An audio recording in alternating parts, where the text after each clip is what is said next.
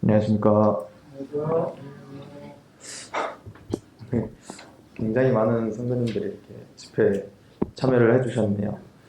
왜 하필 또 제가 하는 말씀 교재를 준비하는 시간에 이렇게 많이 오셨는지 모르겠지만, 네, 주님이 또 이게 또 반가운 얼굴들도 계시고, 또 이게 오늘 수요 집회를 또 축복하시기 위해서 이렇게 인도하시지 않았나 생각이 듭니다. 잘 들리시죠? 네. 제가 좀 여기 부족한 자라서 이렇게 올라와서 이렇게 말하는 게 좀 어눌하고 이렇게 좀 잘 말하지 못하더라도 양해해 주시고 들어주셨으면 좋겠습니다. 네, 요즘 날씨가 너무 추워져가지고 모두들 건강에 또 유의하시길 바라며, 저도 이제 참 앞에서 나 얘기하고 싶지 않은데 이제 좀 많이 추움을 이제 탑니다. 그래가지고 옛날에는 오늘 보니까 이사 형제님이 반팔 입고 이렇게 다 돌아다니시던데, 저도 한때가 있었던 것 같은데 아직도 한때긴 하지만요. 네, 그래서 그 추위를 느낀다는 게 이제 점점 세월을 먹고 있다는 것이 느껴지고 네, 아직 이제 곧 30밖에 안 되지만요. 네, 그렇습니다. 네, 저희가 이제 2022년도 또 한 달도 채 안 남았습니다. 코로나로 인해서 20년부터 22년도까지 참 다양한 일들이 있었고, 또 저희가 이때까지 경험해보지 못하는 이런 사건 사고들이 많이 있었죠. 특히 이제 또 잠실교회에서도 많은 변화가 있었다고 생각을 합니다.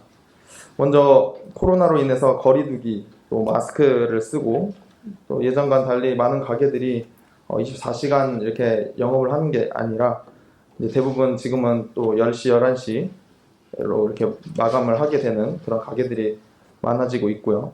정말 이 질병 하나가 무엇이간데 참 이로 인해서 많은 것들이 바뀌었구나라는 걸 생각하게 되었습니다. 물론 이 뒤에는 저희가 단에서도 들었다시피 또 검은 세력들이 또 원하는 뜻으로 이끌고 가자는 그런 계획들이 있지만, 이런 것들을 통해서 저희는 다시 한번 또 깨닫게 되었던 것은 정말 주님이 다가오실 날이 더욱더 가까웠다. 그리고 더욱더 우리가 영적으로 깨어 있어야 한다는 그 생각을 하게 되었습니다. 앞으로는 이것보다 더 강하고 정말 우리의 모든 삶에 영향을 주는 일들이 곧 오지 않을까, 또 이렇게 다가오지 않을까 이렇게 생각을 하게 되는 시간들이었던 것 같습니다. 네, 벌써 목이 타는데요. 죄송합니다.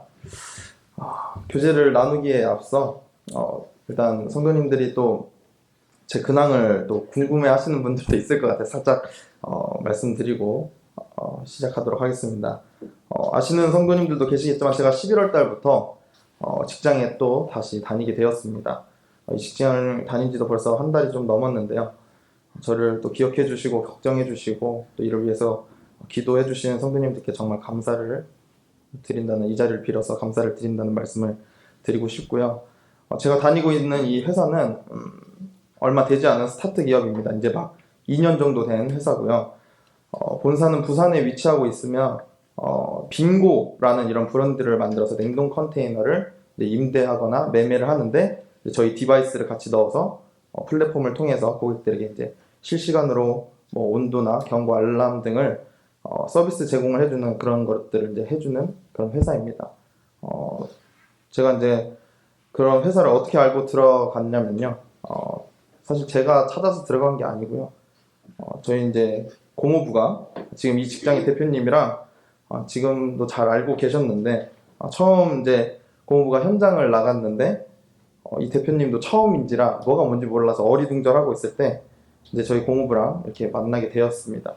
근데 이제 고모부는 이제 빨리 가고 싶어서 그냥 얼른 내가 해버리고 설치해버리고 가야겠다, 약간 이런 생각에 선뜻 그냥 도와주고 가려고 했는데 막 조언을 구하는 거였습니다. 그래서 그때부터 알아가다 보니 접점도 생기고 잘 맞게 돼서 같이 파트너로서 일을 하게 됐다고 이렇게 들었습니다. 그런데 어느 날 이제 한 반년쯤에 회사에서 사람이 좀 필요하다고 이렇게 소개시켜줄 사람이 있냐고 이렇게 얘기를 들었는데 그때는 제가 일을 하고 있었던 상황이고요.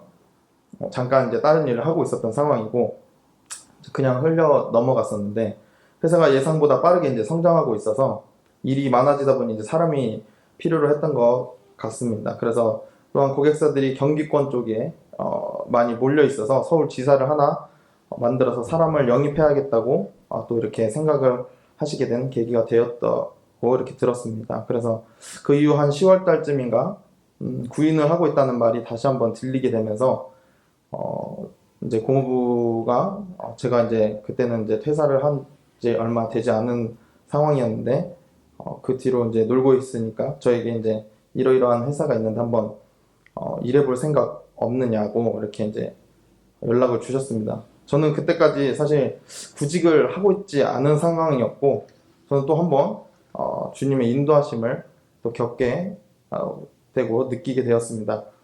왜냐면 참 좀 철없는 말처럼 들리실 수도 있는데 제가 좀 더 쉬고 싶고 좀 더 하고 싶은 걸 하고 싶은 아직 나이입니다. 너무 많이 쳤나요? 네, 그런데 이제 그래서 좀 천천히 구직을 하려고 했는데 전 직장을 다니면서 똑같은 상황이 이번에도 일어났습니다. 강제 입사를 하게 된 거죠, 어떻게 보면. 주님이 또 이렇게 가라고 하시니까 또 안 갈 수가 없겠더라고요. 그래서 내 뜻대로 되는 건 정말 다 하나도 없구나 라는 걸 많이 느끼고 온전히 하나님이 또 계획하시고 이 인도하심이 있구나라는 걸 또 한 번 새삼 느끼게 되었습니다. 그렇게 되어서 지금은 회사에 적응하면서 잘 지내고 있습니다. 이상 짧은 제 이제 근황이었고요. 본론으로 들어가자면 저저번 주 이제 40주년 잠실교회 40주년 특별 집회를 통해서 회고와 전망에 대해서 이제 말씀하신 박준희 형제님 말씀을 다시 한번 또 묵상하면서 저 다시 한번 들으면서 이제 문득 든 생각인데 제가 잠실교회를 언제부터 왔나를 다시 이제 생각해 보게 되었습니다. 근데 제 기억으로는 아마 2000년대 딱 2000년대 때 7살 때 제가 잠실교회를 왔더라고요.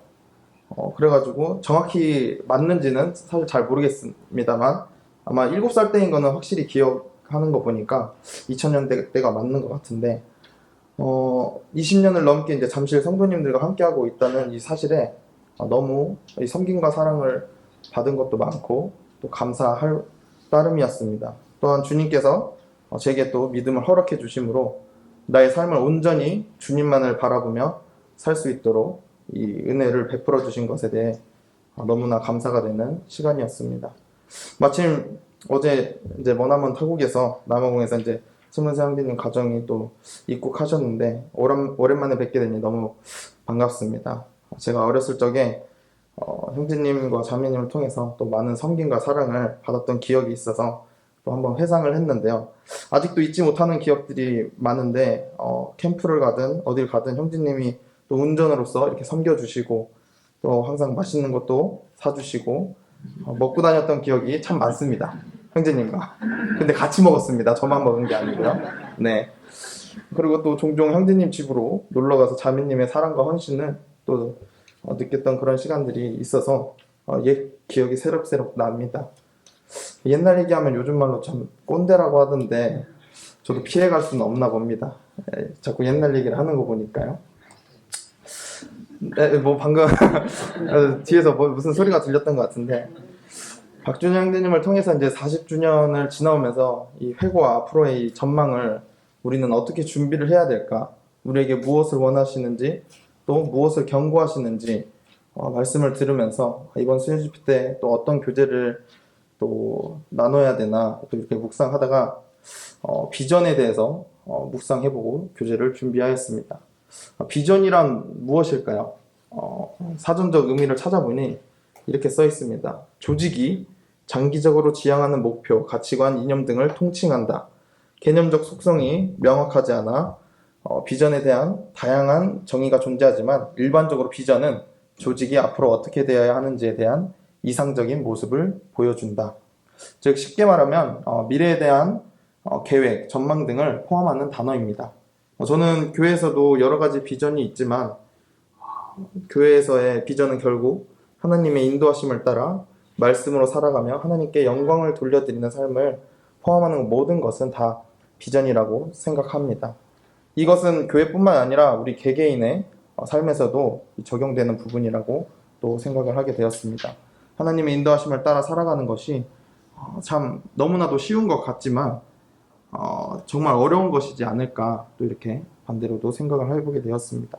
하나님의 자녀인 우리가 믿음을 굳게 지키며 살아간다는 것, 나의 자아를 버리고 낮아지면서 누군가를 섬기고 사랑하면서 베풀어 산다는 것이, 이것은 결코 아무나 할 수 없다는 것을 세상을 살아가면서 많이 알고 또 느끼셨을 거라고 생각을 합니다.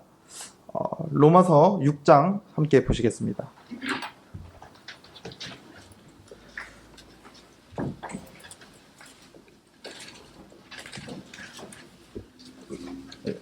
로마서 6장 17절입니다.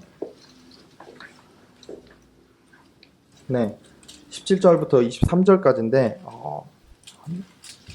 일단 17절부터 제가 읽어보도록 하겠습니다. 하나님께 감사하리로다. 너희가 본래 죄의 종이더니 너희에게 전하여 준 바 교훈의 본을 마음으로 순종하여 죄에게서 해방되어 의에게 종이 되었느니라.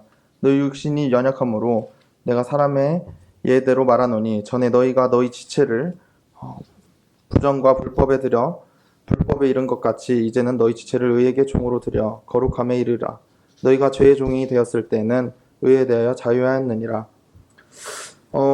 우리는 본래 죄의 종이었으며 육신이 연약함으로 인해 사망에 이르는 이런 절망 가운데 살았어야 했지만 하나님의 어린 양 예수 그리스도를 통하여 우리를 또 죄로부터 해방되어 의의 종이 되고 우리의 지체를 의에게 종으로 내어주는 이 거룩함에 이르는 놀라운 하나님의 자비하심으로 인하여 우리가 하나님께 영광을 돌리며 감사하는 삶을 살게 허락하여 주신 또 이 놀라운 은혜를 다시 한번 기억하면서 우리가 살아가야 하는 삶의 이유고 비전이지 않을까 이렇게 생각을 하게 되었습니다. 제가 생각하는 또 하나의 비전은 예수님을 닮아가는 삶입니다. 함께 빌립보서 보시겠습니다. 빌립보서 2장입니다.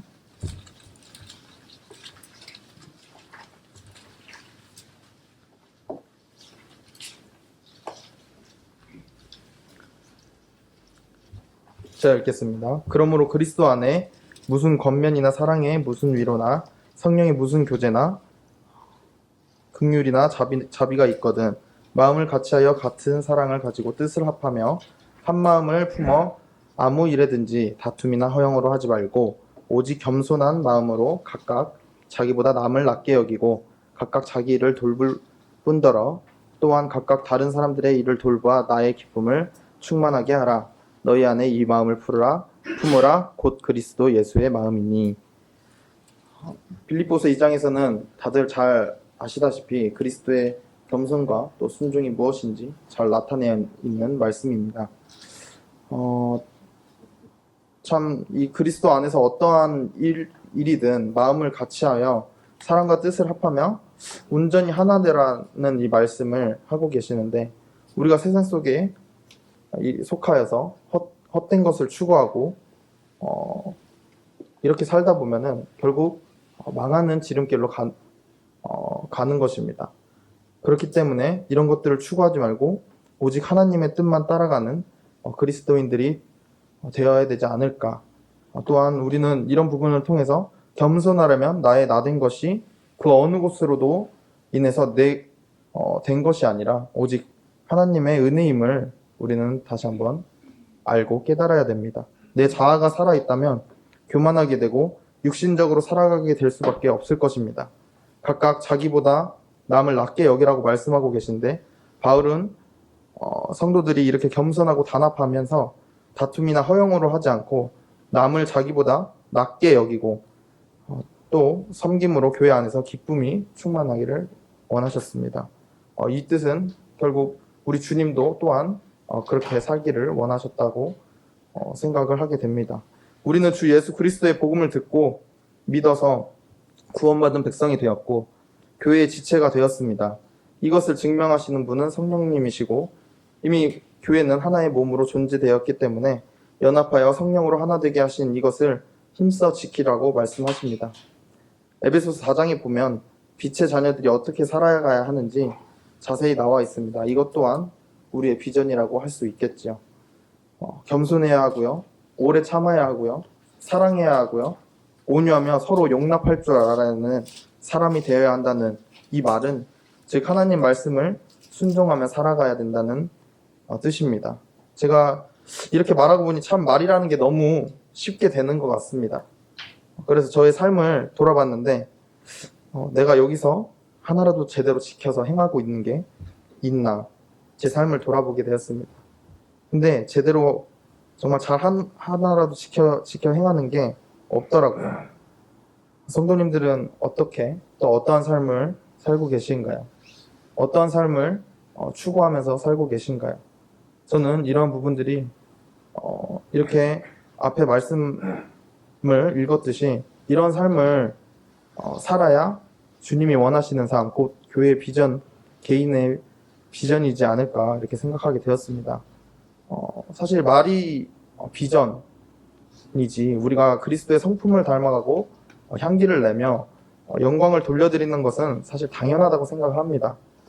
하지만 좀 전에도 말했듯이 이것을 말로만 내뱉고 끝나는 것이 아니라 행함으로써 힘써 지키는 삶을 살아야 우리 주님이 바라보실 때 기쁨이 된다고 생각을 합니다. 또한 하나님을 아는 지식에서 자라가야 한다는 것입니다. 제가 어렸을 적 교회에서든 부모님에게서든 늘 듣고 자라왔던 말씀입니다. 베드로후서 3장 18절에 보시게 되면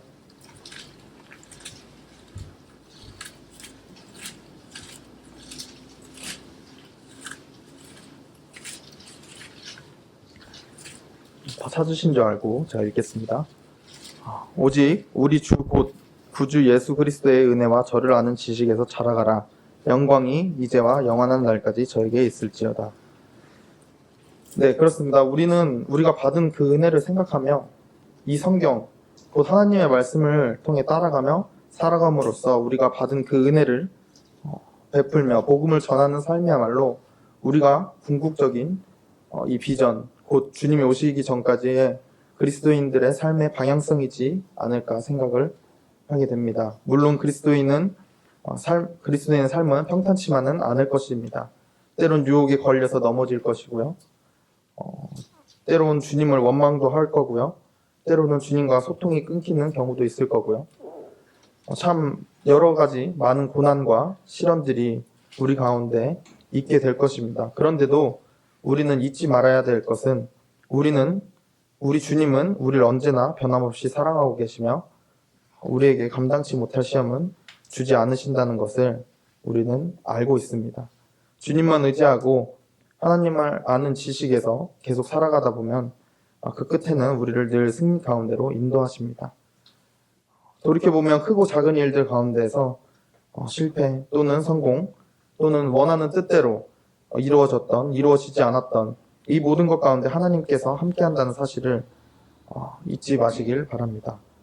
성도님들도 이러한 하나님의 은혜를 경험해보고 느꼈을 거라고 생각이 됩니다. 그렇기에 저는 더더욱 감사하지 않을 수가 없었습니다. 전에도 간증하였지만 저희 인생 가운데 다 제 뜻대로 되는 것이 단 하나도 없었습니다. 제가 원하는 것, 제가 꿈꾸는 것, 제가 갖고 싶은 것 등 모든 것들이 다 제 뜻대로 이루어지지 않을 때가 참 많았습니다. 근데 간혹 무엇인가 이루어졌다고 할 수 있다라고 이렇게 생각을 하게 되면 그런 자만 가운데서 빠져들게 되고 살게 되는 것 같습니다. 그런 적도 있었는데 그때면 항상 제 자아를 드러내게 되고 주님의 손길이 임했다고 생각하지 않는 제 자신을 결국 나중에 후회하면서 돌아보게 되었죠. 이 사실을 깨닫게 되고 전 정말로 부끄러웠고 반성하였습니다. 그리고 주님 앞에서 용서를 구하고 제가 내가 나된 것이 나 때문이 아닌 하나님의 은혜였구나라는 것을 다시 한번 느끼면서 다짐하게 되었습니다.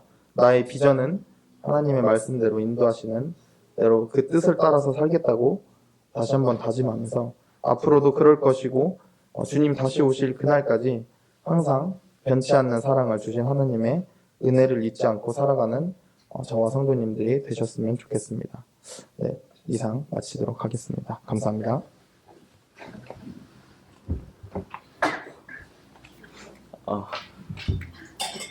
안녕하세요. 오랜만에 보는 얼굴들이 많으신데 오늘 여기 술 줄을 전혀 몰랐는데 네, 짧게 그러면 인사하면서 저를 모르시는 분들은 제 이름은 최이삭이고 이제 23살입니다. 그리고 어제 남아공에서 왔고요. 크게 말하겠습니다. 오늘 그리스도인의 삶, 그리스도인이 어떻게 살아갈지 주찬이 형이 형제님께서 말씀해 주셨는데 제가 남아공에 있었을 때 주일학교를 이제 일을 사역을 하면서 저도 배운 게 하나 있었는데 뭐였냐면 믿음의 중요성이었습니다. 제가 이제 남아공에서 주일학교에 사역을 하면서 시작을 하면서 이제 점점 쌓여가더라고요, 무언가가. 근데 좋은 감정이 아니었어요.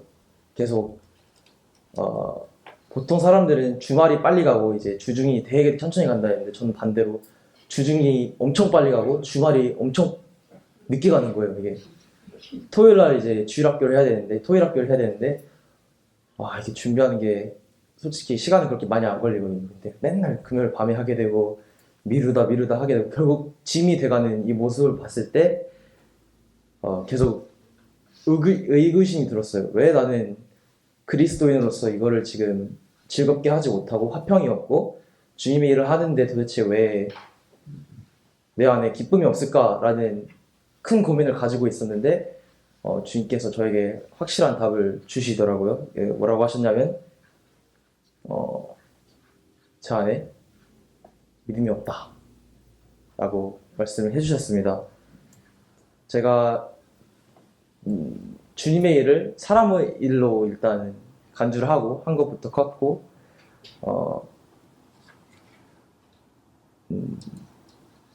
사람의 일로 간주를 한 게 가장 컸죠. 주님의 일과 사람의 일은 이제 다른 일들이지만 그것을 인지하지 못하고 계속 이제 사람의 일 하듯이 숙제하듯이 학교 숙제하듯이 어거지로 하는 제 모습을 보게 되더라고요. 그러면서 이제 고쳐야겠다 하고 이제 고치려고 마음 먹었지만 마음대로 쉽게 되지 않았습니다. 그때 이제 다들 아시는 말씀인데 굉장히 유명한 말씀이죠. 마태복음 6장 33절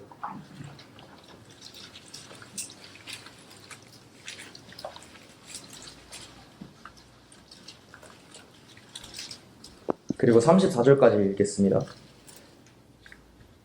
그런즉 너희는 먼저 그의 나라와 그의 일을 구하라. 그리하면 이 모든 것을 너희에게 더하시리라. 그러므로 내일 일을 위하여 염려하지 말라. 내일 일은 내일이 염려할 것이요 한날의 괴로움은 그날로 족하니라 라는 말씀인데 일단 토요일 학교 교사들한테서 제가 본을 못 보이고 있더라고요. 주님께서 주님의 나라와 의를 가장 먼저 구하라고 하셨는데 아직 그분들이 미숙하고 이제 1세대 주일학교 교사들을 이제 양성해가는 과정이기 때문에 그 기본이 굉장히 중요하다고 생각을 했지만 생각과는 다르게 제가 좋은 본을 초반에 못 보여줬어요. 그래서 이 말씀을 되게 강조해서 말해주고 싶었지만 그 말씀을 말을 못했어요. 제가 너무 찔려갖고. 그런 결과 이제 어떤 해프닝이 일어났냐면 이제 주일학교 선생님들이 약간의 토요일날 이제 개인적인 이유로 약간 좀 빠지면 안 될 것 같은 이유로 빠지기 시작하고 약간 그런 일들을 봤을 때 제가 좀 많이 찔렸어요. 왜냐면 제가 못했거든요, 이걸 처음에. 그래갖고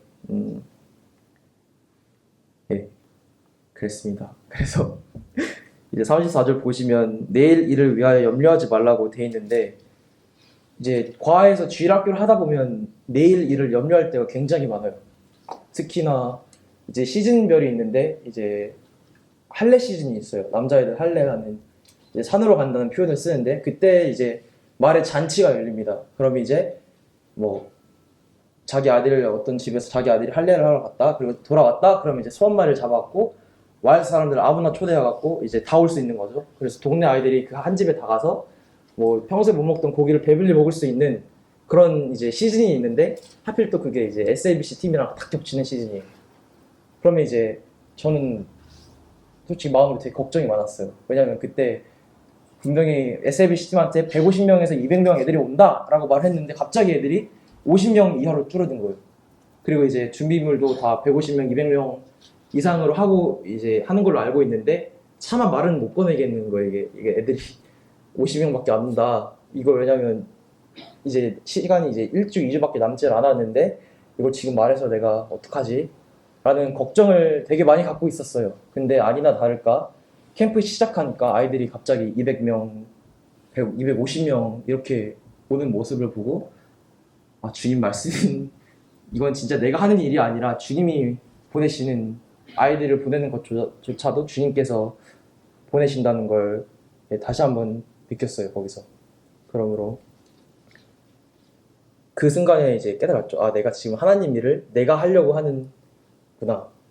주님 일을 내가 하는 게 아니라 내 안에 계신 성령님을 통해서 하나님을 통해서 이제 힘입어 하는 건데 내가 지금 내 힘으로 계속 하려고 하니까 뭐가 계속 힘들고 안 되는구나를 그때 깨달았어요. 주일학교 캠프를 하고 나서 더 이상 내 힘을 쓰면 안 되겠다 하고 이제 그때부터 기도를 하기 시작했어요. 하나님, 제가 지금 너무 저의 힘만 의지를 하고 제 힘으로만 지금 하나님 일을 하고 있기 때문에 너무나 힘들고 부족합니다. 제발 저에게 힘을 주세요. 저희가 더 이상 제 힘을 의지하지 않고 하나님께 아뢰고 하나님께 하나님의 힘을 사용하는 그런 주일학교 교사가 되어서 화평과 기쁨으로 이제 일을 할 수 있도록 도와달라고 기도를 많이 했었어요. 왜냐면 제 분받는 아이들이 있는데 그 아이들한테 너무 미안한 거예요. 제가 재밌게 해주지도 못하고 이제 7학년부터 중학교 1학년부터 고등학교 1학년 남자 아이들인데 되게 그 나이 또래 남자애들이 진짜 안 와요. 진짜 안 오는 나이 또래들인데 어떤 주는 막 20명씩 오고 어떤 주는 막 5명씩 오고 이렇게 들쑥날쑥 해갖고 애들이 많이 안 올 때마다 제가 너무 찔렸어요. 이건 내가 준비를 안 해서 이번 주에 조금밖에 안 온 건가? 내가 부족했기 때문에 주님께서 이 정도밖에 못 보내신 건가? 라는 생각을 굉장히 많이 하게 되면서 이런 기도에 더욱더 힘썼던 것 같아요. 주님께 더 주님의 힘을 의지하고 주님을 믿을 수 있게 해달라고 그런 기도를 더 많이 드렸던 것 같아요. 그러면서 이제 어쩔 때는 제 자신을 정죄하기도 하고 어쩔 때는 끝없는 나락에 빠지기도 했지만 결국엔 주님께서 보여주시더라고요. 내일 일을 염려하지 말라고. 그리고 제가 하나님의 일을 먼저 두는 순간에 이제 하나님께서 나머지는 다 하셨어요. 제가 먼저 주일학교 아이들하고 주일학교 교세들한테 가장 되게 심하게 강조해서 말했던 게 있는데 하나님은 먼저 무언가를 해주실 때가 거의 없다 였어요. 하나님은 거의 무조건 우리에게 작은 것을 요구한다. 그리고 우리가 그것을 그 요구에 대해 응답을 드렸을 때 우리가 드린 그 노력 몇천 배, 몇만 배보다 더 큰 결과를 우리에게 갖다 주신다는 걸 제가 느꼈기 때문에 그걸 우리 주일학교 교사들과 학생들에게 되게 강조해서 말을 했습니다. 제가 그렇게 느꼈거든요. 주일학교를 하면서 도저히 내 힘으로 할 수 없던 것들이고 도저히 이 아이들이 올 것 같지 않았는데 보내시는 모습을 보고 캠프가 무난히 흘러가는 모습을 볼 때 참 감사했어요. 그때 믿음이 참 좋지 않은 상태였지만 이끌고 가시더라고요. 정말 저는 한 게 없어요. 그때 캠프 때. 근데 캠프 팀원들이 너무 잘해주고 말씀도 너무 잘 전해주고 찬양인도도 굉장히 잘하는 모습 볼 때 참 감사가 되더라고요. 감사가 됐습니다. 그리고 한 가지 마지막으로 어렸을 때 저는 교회를 놀러 왔거든요. 말씀 들으러 솔직히 어렸을 때 초등학생 때 애들이 무슨 하나님 말씀 들으러 가자 이런 아이들은 극소수라고 봅니다. 저도 그중 마찬가지였고요. 제 나이 또래 아이들과 노는 게 재밌어서 오고 또 때로는 엄마 아빠가 그냥 보내서 가기도 했습니다. 근데 알게 모르게 그렇게 엄마 아빠가 교회 일을 중요시 하는 모습을 봤을 때 저도 알게 모르게 그 마인드가 심어진 것 같아서 되게 하나님께 감사가 되더라고요. 왜냐면 이 과학 성도님들을 봤을 때 교회 집회에 참석하는 것에 대한 진주감을 모르고 계세요. 일요일 날 만찬 예배 참석하는 게 얼마나 중요한 건지, 수요일 날 참석하는 게 얼마나 중요한 건지, 기도 집회 참석하고 성경 공부 참석하는 게 얼마나 중요한 건지 모르시는 분들이 참 많더라고, 과성도 분들께서. 그런 걸 봤을 때 참 아쉬웠어요. 이게 자기 사업하시는 분들이 계시는데 사업 때문에 바빠갖고 뭐 사야 돼갖고 일요일날 예배를 아예 못 드리시고 이런 걸 매주 연속해서 불참하시는 모습을 봤을 때 안타깝더라고요. 그러면서 하나님께 감사가 됐어요. 저는 어렸을 때부터 부모님이 강제로 보냈고, 물론 그때는 오기 싫었지만 나중에 커서 보니까 자연스럽게 돼가는 모습들을 보게 되더라고요. 일요일날 토요일날 약속 잡지 않고 무조건 교회 가는 걸로 정해져 있는 그런 모습을 봤을 때 저는 한 게 없거든요. 또 그래서 그런 모습을 봤을 때 하나님께 감사가 되더라고요. 왜냐하면 이 말씀 마태복음 6장 33절을 아무리 강조를 해도 안 되는 부분들이 있는 게 조금 아쉬웠습니다. 왜냐하면 그리고 그 안 되는 부분을 봤을 때 하나님께 되게 감사했어요. 저는 어렸을 때 싫었지만은 지금 생각해보면 저를 위한 것들이었고 지금의 저를 만들게 했고 최소한의 것들을 할 수 있게 된 것 같아서 이런 환경에서 자라는 걸 되게 감사하게 여깁니다. 네, 감사합니다. 우리 이사 경제님 교제해 주시는데 얼마나 큰 감동이 되는지요. 모임에 대한 그 귀함을 알고 계시다고 생각하니 더 큰 그 마음의 감동으로 이렇게 와닿습니다. 사모님, 저도 물 한 컵만 좀 주시면 좋겠습니다. 힘이 없어서 죄송합니다. 우리 주님이 어린아이에게 이 냉수 한 컵이라도 드리는 이 귀한 섬김이 얼마나 큰지를 말씀하시죠. 우리 사랑하는 성도님들께서 작은 일부터 이렇게 섬기는 모습들을 뵐 때마다 늘 우리는 말씀 안에서 우리 주님이 어떻게 섬기셨으며 또 사랑하는 성도들이 어떻게 섬기고 있지, 또 어떻게 섬겨주시지, 이런 생각을 참 많이 합니다. 그러면서 너는 어떻게 섬기고 있니? 너는 옆에 있는 성도를 또 내가 처한 곳에서 만나는 사람들을, 이웃들을 너는 어떻게 섬기고 있니? 이렇게 질문을 하게 됩니다.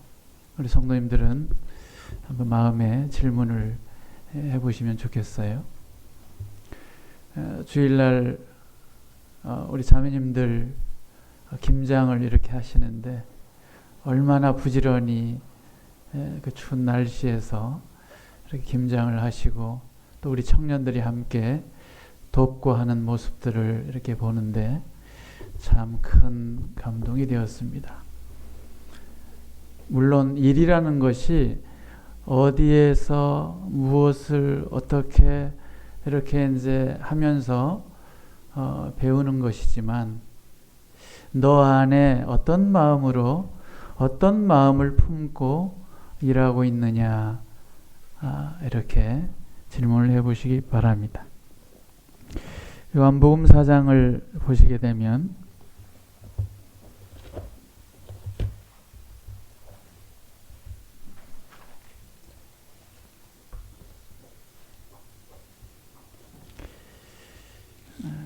참 우리가 보기에 참 심히 부끄러운 여인처럼 보이는 이 사마리아 여인이 나옵니다. 16절에 우리 주님께서 이 여인 때문에 가셨는데 이 여인을 만나셔서 이 여인에게 말씀하시기를 네가 가서 네 남편을 불러오라 이렇게 말씀하십니다.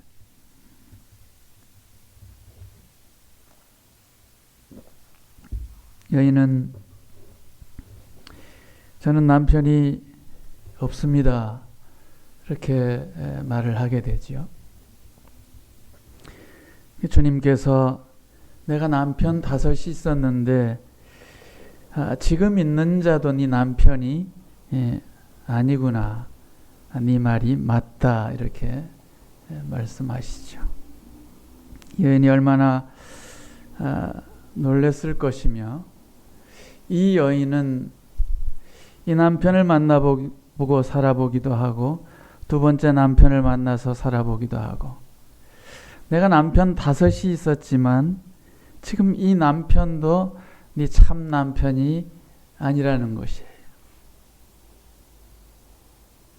어쩌면 우리의 삶 가운데 참 남편 대신 우리 예수 그리스도를 만나지 못한다면 또 그 남편 대신 그 신랑 대신 우리 주님을 만나지 못한다면 우리의 마음의 기쁨과 감사가 있겠습니까?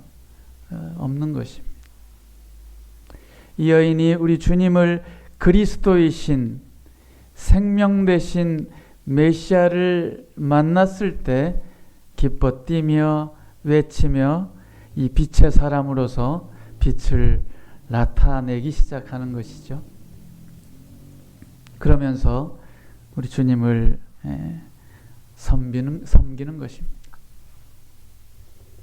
혹시 우리의 삶 가운데 참 남편이 아닌 이런 남편을 혹시 만나서 살고 있지는 않는가 좀 생각을 해볼 필요가 있습니다. 근데 살아도 만족이 안 되는 거예요. 살아도 채워지지 않는 것이죠. 오직 우리 주님만이 우리의 모든 것 되시는 그분을 만나고 그분을 따를 때 해결이 되는 것이죠. 그럴 때 바른 섬김이 있게 되는 것입니다. 고린도전서 7장을 보시게 되면요.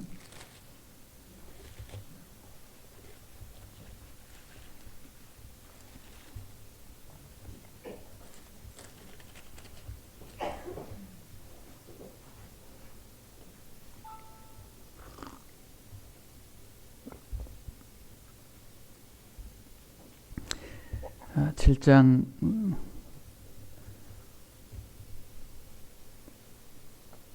1절로 제가 잠깐 읽겠습니다. 너희 쓴 말에 대하여는 남자가 여자를 가까이 아니함이 좋으나 음행의 연고로 남자마다 자기 아내를 두고 여자마다 자기 남편을 두라. 남편은 그 아내에게 대한 의무를 다하고 아내도 그 남편에게 그렇게 할지니라. 아내가 자기 몸을 주장하지 못하고 오직 그 남편이 하며 남편도 이와 같이 자기 몸을 주장하지 못하고 오직 그 아내가 하나니. 우리의 삶의 생명의 주인 대신 신랑 대신 우리의 남편 대신 우리 주님을 생각하게 됩니다. 주님으로 말미암아 내 삶이 주관되어지기를 원합니다. 그러할 때 겸손하게 되고 또 주님을 본받게 되고 또 바른 섬김이 있게 되는 것이죠.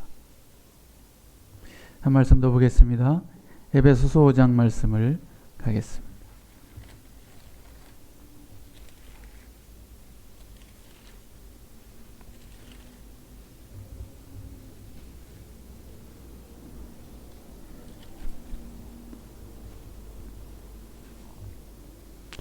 에베소서 5장 24절 말씀이 이러합니다. 그러나 교회가 그리스도에게 하듯 아내들도 범사에 그 남편에게 복종할지니라. 남편들아 아내 사랑하기를 그리스도께서 교회를 사랑하시고 위하여 자심을 주심같이 하라. 우리 청년들이 많이 있어서 저는 남편이 없는데요. 결혼도 안 했는데요. 아내가 없는데요. 결혼도 안 했는데요. 이것을 말하는 것이 아니라 우리 주님을 생각하시기를 바랍니다. 또한 우리 이삭 형제님이 말씀하신 것처럼 이 모임이 우리 주님께서 이 피로 값주고 사신 이 세우신 이 생명의 교회가 얼마나 중요한지를 보시기를 바랍니다. 저는 결혼을 했습니다. 아들도 둘이나 이렇게 주님이 주셨습니다. 제 몸이 이러한데 주님께서 저를 살려주셔서 이제 가정 가운데서 요즘 제가 하기 싫은 일인데도 많이 하게 되는 일들이 있습니다. 뭔지 아세요? 예배당에 오게 되면 우리 성도님들의 모든 곳곳에 보이는 곳에 손이 가고 또 마음이 가고 이렇게 섬기는 이러한 것들이 참 많죠. 하나하나 돌아보며 또 바닥에 쓰레기가 있든 컵이 있든 무엇이 있든 이런 것들을 보게 될 때 그런 것들을 정리하고 치우고 또 닦고 이러한 환경들이 잘 갖추어지도록 이렇게 하는 것이죠. 이런 것들이 주님의 일이 아니라고 생각하시면 큰일 납니다. 모든 것이 주님의 일입니다. 제 아내가 요즘 자주 집을 비워요. 일 때문이기도 이제 하지만 그러면 세 사람 중에 제가 남편이기도 하고 아버지이기도 합니다. 그래서 직장에 갔다 와서 하는 일은 청소도 하고 빨래도 하고 빨래 널기도 하고 빨래 개기도 하고 이것저것 설거지도 하고 또 아침에 아들 나가면 빵도 구워놓고 고구마도 구워놓고 때때로 계란도 찌고 이것저것 다 합니다. 뭐 형제가 저래 그럴지 모르겠습니다만 왜 하게 되지? 왜 하는 거야? 왜 해야만 되지? 라고 묻는다면 왜일까요? 그것은 믿음과 사랑 안에서 하는 것이죠. 그러면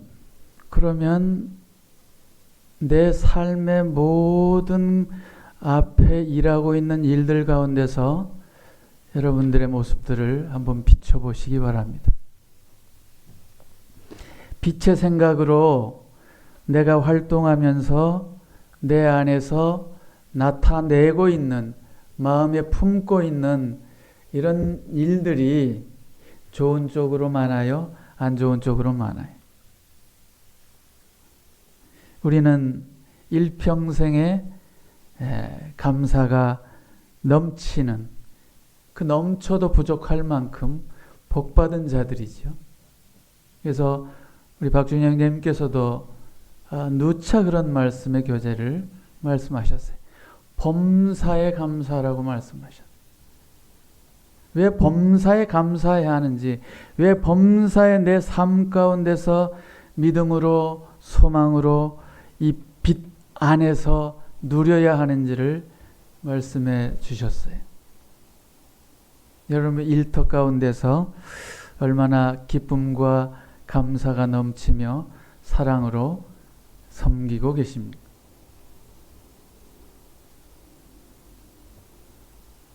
마태복음 20장 28절 말씀이 이러하죠. 제가 늘 수시로 자주 말씀드리는 말씀이지만 수백 번, 수천 번 외쳐도 참 더 외치고 싶은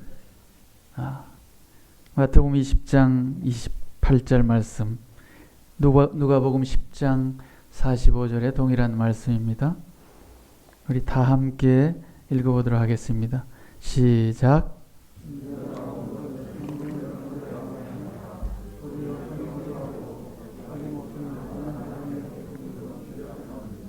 네, 우리 주님께서 오신 것은 섬김을 받고자 해서 오신 것이 아니라고 말씀하십니다. 그런데 우리의 삶의 모습을 보면 어떻게 그렇게 섬김을 받으려고 하는 마음이 이 속에서 더 많이 일어나는지. 그래서 제가 집에서도 참 아버지라고 아들들에게 섬김을 받으려고 하는 게 더 많은 것 같아요. 그래서 아들들이 아침에 제가 제일 먼저 나가기도 합니다만, 그래서 아들들에게 작은 부분이라도 섬기고픈, 사랑으로 주고픈 이런 마음이 있어서 좀 전에 말씀드렸던 그런 부분들을 하는 것이죠. 우리 주님은 자기 목숨을 내어주시기까지 우리를 사랑하셔서 섬김을 받으려고 하신 것이 아니라 자기 목숨을 우리를 섬기시려고 내어주셨다라는 사실입니다. 그래서 전 일할 때 참 현재는 많이 힘이 듭니다. 그럼에도 불구하고 주님 앞에 주님이 나를 어떻게 섬기셨는지를 생각하며 마음에 품습니다. 에베소서 6장 말씀으로 가보시겠습니다.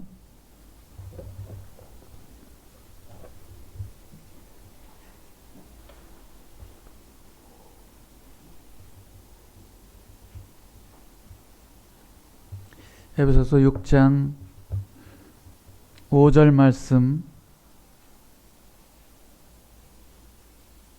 읽겠습니다. 종들아 두려워하고 떨며 성실한 마음으로 육체의 상전에게 순종하기를 그리스도께 하듯 하여 눈가림만 하여 사람을 기쁘게 하는 자처럼 하지 말고 오직 그리스도의 종들처럼 마음으로 하나님의 뜻을 행하여 단 마음으로 섬기기를 주께 하듯 하고 사람들에게 하듯 하지 말라. 이는 각 사람이 무슨 선을 행하든지 종이나 자유하는 자나 주에게 그대로 받을 줄을 알미니라. 상전들아 너희도 저희에게 이와 같이 하고 공갈을 그치라. 이는 저희와 너희의 상전이 하늘에 계시고 그에게는 외모로 사람을 취하는 일이 없는 줄 너희가 알미니라.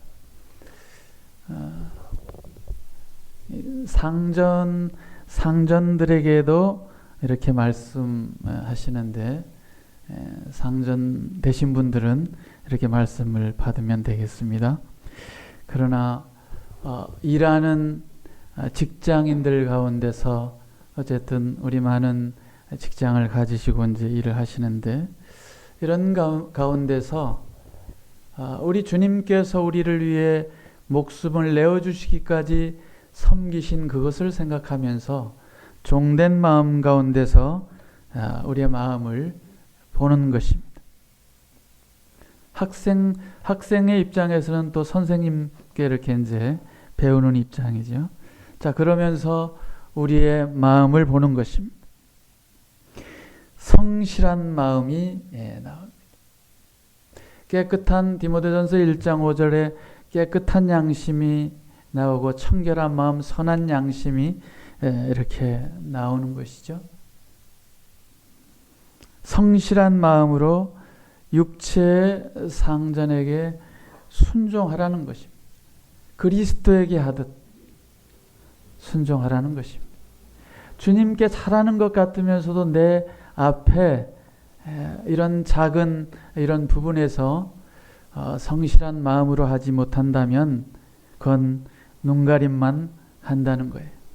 사람에게 한다는 거예요. 그리스도의 종으로서 하지 않는다라는 것이죠. 자, 골로새서 3장 22절 말씀 한 구절만 더 보겠습니다. 골로새서 3장 22절과 23절 말씀입니다.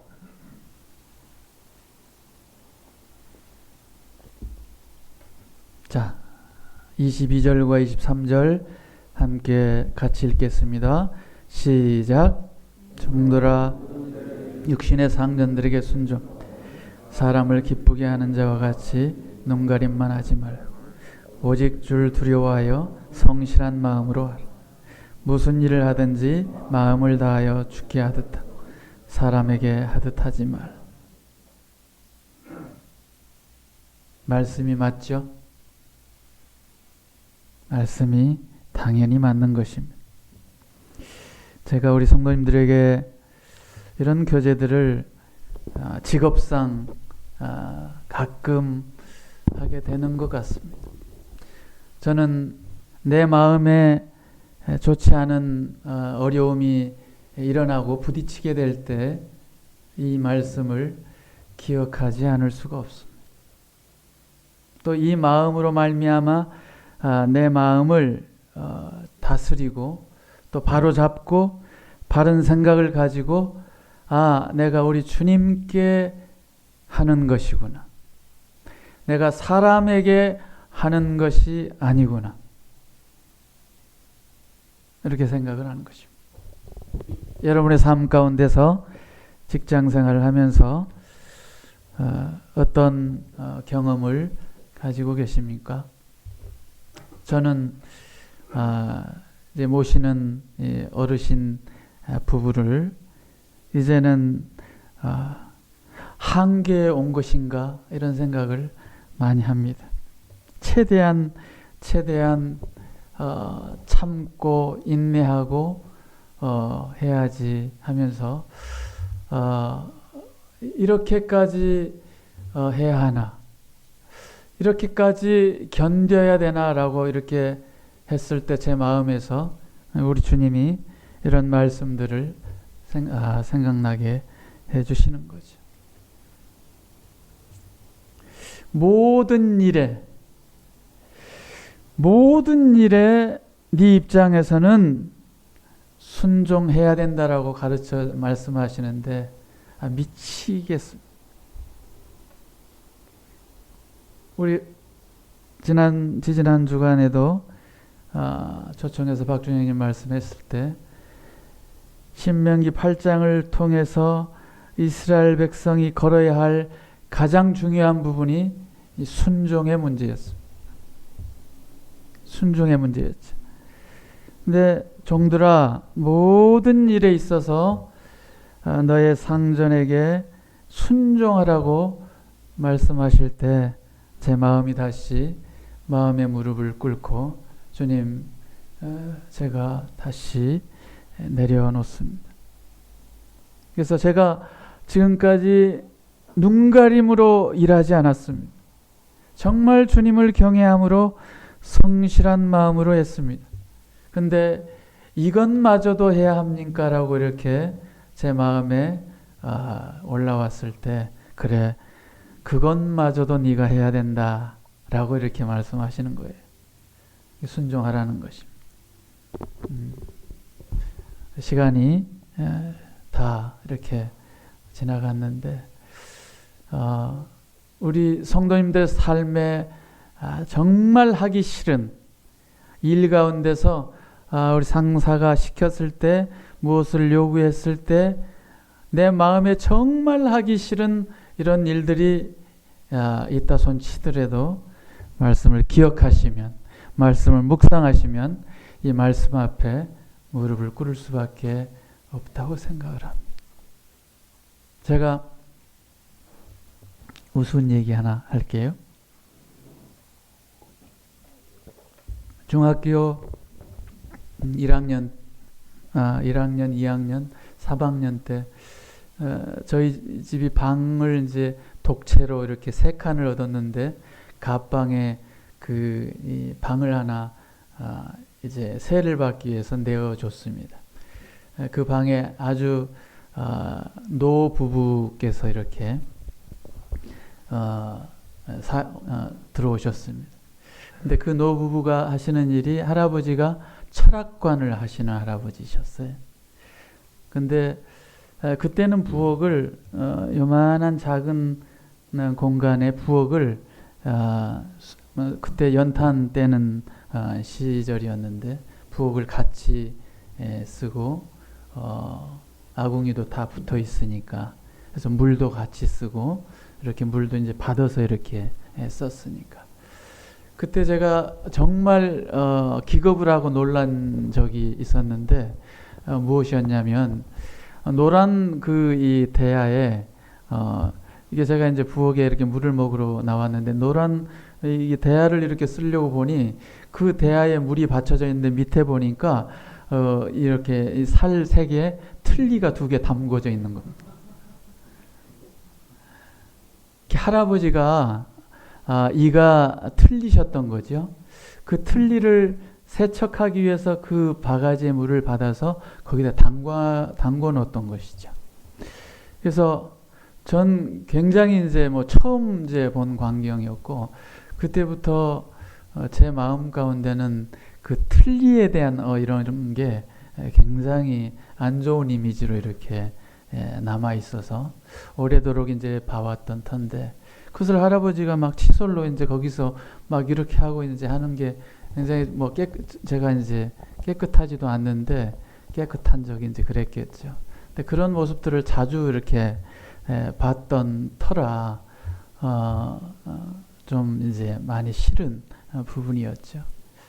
지금까지 살아오면서 제가 누구의 틀니를 이렇게 만져보거나 제 어머니도 틀니 하셨는데 제 어머니 틀니도 제가 씻어본 적도 없고 이제 그런데 근데 지금 제가 모시는 어르신 틀니를 제가 빼드려야 하고 그거를 또 씻겨드려야 하고 이런 지경까지 이렇게 왔습니다.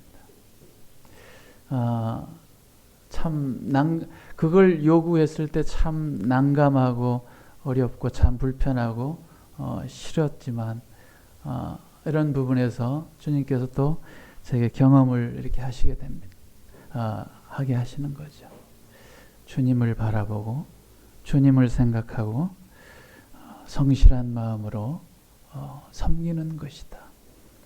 이것을 정말 제가 싫다면 거부하고 일터를 그만두면 되겠지만 그것이 바른 양심이 아니라 주님 안에서 네가 주님의 사람이라면 끝까지 빛을 나타내는 것이 간증을 나타내는 것이 주님 앞에서 지혜로운 삶이다. 그래서 주님께서 이 우둔한 자에게 빛의 생각을 하게 하셔서 주님의 마음을 본받고 주님을 따라갈 수 있도록 또 한 번 더 경험케 해주셔서 감사를 드립니다.